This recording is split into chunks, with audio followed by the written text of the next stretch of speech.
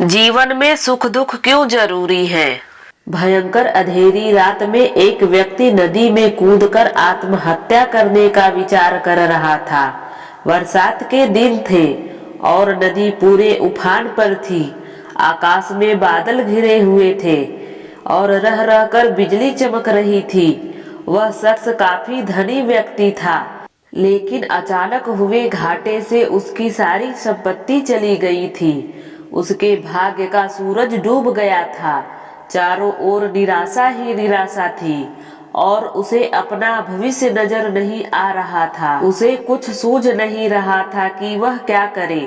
तो उसने स्वयं को समाप्त करने का विचार कर लिया और नदी में कूदने के लिए जैसे ही चट्टान के छोर पर खड़ा होकर वह अंतिम बार परमेश्वर पिता को स्मरण किया, तभी एक बुजुर्ग लेकिन मजबूत बाहों ने उसे रोक लिया। बिजली की चमक में उसने देखा कि एक वृद्ध परमेश्वर का भक्त संत ने उसे पकड़ा हुआ है।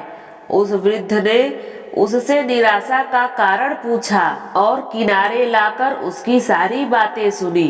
फिर हंसकर बोला, तो तुम ये स्वीकार करते हो कि पहले तुम सुखी थे?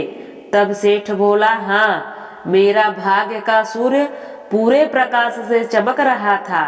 सब और मान सम्मान और पहचान थी। अब जीवन में सिवाय अंधकार और निराशा के कुछ भी शेष नहीं रहा। वृद्ध फिर हंसा और बोला, दिन के बाद रात्रि और रात्रि के बाद दिन। जब दिन नहीं टिकता तो रात्रि कैसे टिकेगी? परिवर्तन प्रकृति का नियम है। ठीक से सुनो और समझ लो। जब तुम्हारे अच्छे दिन हमेशा के लिए नहीं रहते तो बुरे दिन भी नहीं रहेंगे।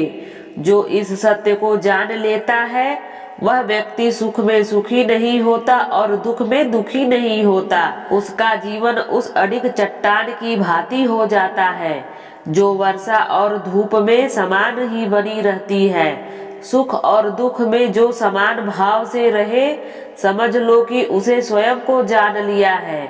सुख दुख तो आते जाते रहते हैं, यही प्रकृति की गति है। सोचो, यदि किसी ने जीवन में एक जैसा ही देखा, हमेशा सुख में ही रहा, जिस चीज की आवश्यकता हुई उससे पहले वो मिल गई, तो क्या वो कुछ उपहार पाने की खुशी का अनुभव कर सकता है?